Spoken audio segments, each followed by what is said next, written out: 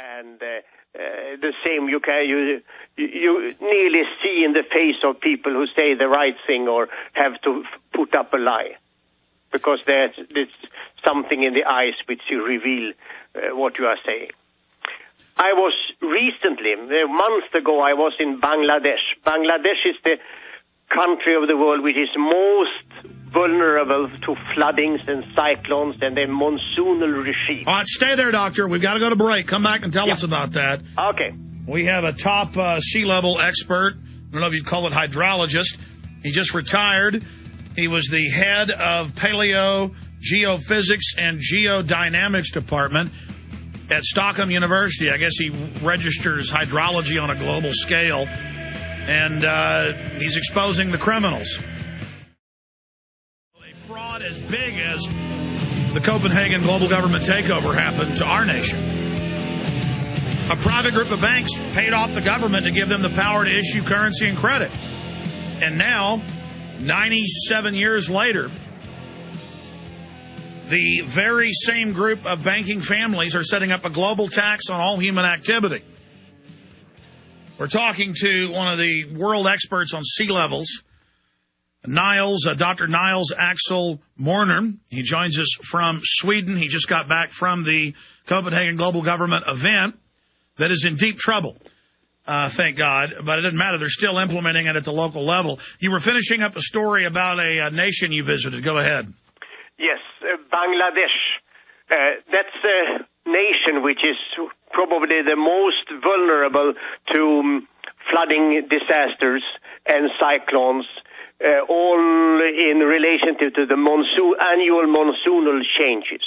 So there we know from year to year that floods and its terrible loss of people. And IPCC have claimed with the rising sea level it will be so disastrous that maybe hundreds of thousands of people will be killed, and also maybe 1/4 of the country will be simply wiped out. Some have even said 90%. So that is what they claim. But what is the truth? The truth is something completely different. I have been in the Sundarban Delta. The Delta is the most sensitive area. First of all, I learned that it has become more saline. The fresh water has decreased. So they say, sea is rising. However, it's not at all rising. They have built a dam of Ganges, so of course less fresh water is coming out. That's the only simple reason why it's become more marine. Another area have been more affected by floodings. So what have happened there? They have cut down the mangrove forest to give place for shrimp ponds. And it was earlier 4,945 hectares of mangrove swamp. Now it is 150 hectares. And so now the water can speed up. Yes. So but instead of saying, we have done something stupid, we shouldn't have done that, they say, it's the global sea level rise and we cannot do anything and the West must pay us. So I went out there and it was very rapidly I found an area where it is a delta area. The delta is usually built up right to the mean sea level. So in this delta, first of all, it was covered by a forest which is 50 years, maybe 100 years. So it means that sea had not continued to rise, because otherwise the forest would have been underwater, and it's not. So that is the first thing, but nobody have thought of that. Second, it was a huge, tremendous erosion. Huge part of the coast was gone. And you could see in the shore, lot of tree trunks were sticking out. Many people would say, because there are tree trunks, it's a forest, it would be rising sea level. But those were mangrove trees, and you could see the horizontal root system, which tell you exactly that this where the mud flat was before the erosion. And if you make that calculation, sea level has not risen a centimeter. Maybe even gone a little so down. they cut down the mangroves to put in shrimp farms. There was some floods and there was some erosion. Yeah, but because that was another place where I was. It was right in the middle of the remaining mangrove forest, an island which was facing the whole of the Indian Ocean. So that was severely eroded. And all the other people, when they see erosion, they say, sea level rise. But I could prove here by the trees again. Tree doesn't lie. The horizontal roots of the trees were 80 centimeters above the shore. They showed you that the old mudflat was 90 centimeters above the shore, and that means exactly as in the forest. So sea has not risen. That's quite simple things, but it tells you remarkable thing. Even in Bangladesh, there is no... Well, Doctor, here's the issue. We know it's all a fraud. We know they want a global government. Yeah. I mean, when you do talk to other scientists, they keep saying the majority of scientists think the Earth is warming. No. Even as that's another fraud, just like polar bears can't swim, right? Yes. So, for example, we know that we have hundreds and hundreds. We have documents thousands of people have signed, but in the document which we sent into Copenhagen, it was 141 scientists working. I'll tell you what, Doctor, we got to break again. Do 5 more minutes with us on the other side. Finish up about your letter. Finish up with the work you're doing and why you think they're engaged in this fraud and how we can get the scientific method back before this fraud discredits science. We'll be right back with our guest. Stay with us. Listen, when you read the founding documents of the modern environmentalist, they're a bunch of eugenicists, period. They want global one-child policies. They want to control the world's resources. They want a carbon dictatorship. They know that humans, from the numbers I've seen, are like 1/2,000th of the amount every year of carbon dioxide. I mean, it's ridiculous. And we know it's been 20 times, 14 times, depending on the ice core samples in Earth's history. It's a trace gas that we need. And I don't know how many Nobel Prize winners and scientists I've got to interview here on the show to explain that to you.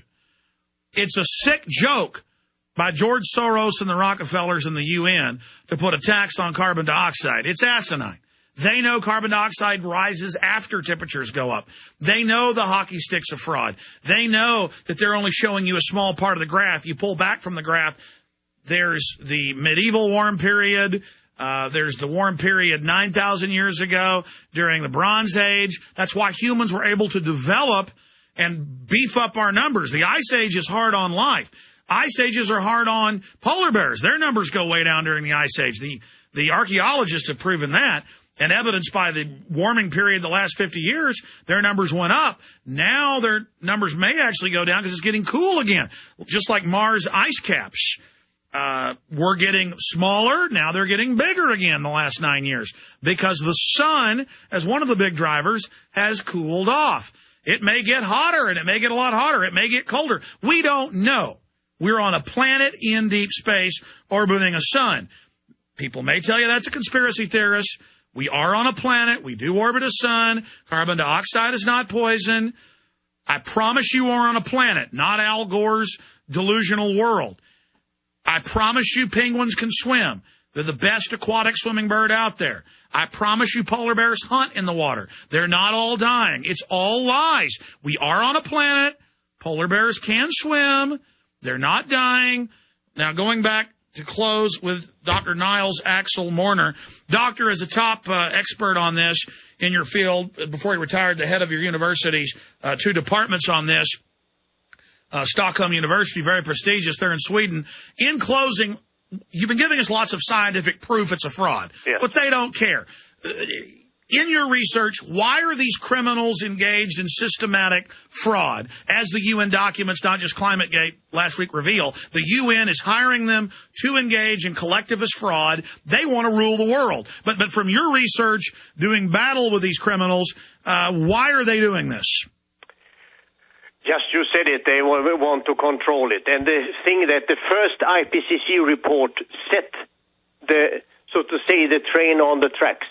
And they have never changed anything.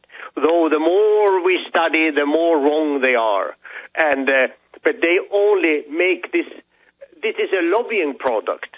In early days, we could sell shampoo or anything, and it was allowed to have lobbyists to promote it.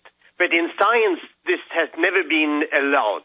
Science should always be evaluated from scientific merits. This time, this is no longer the case.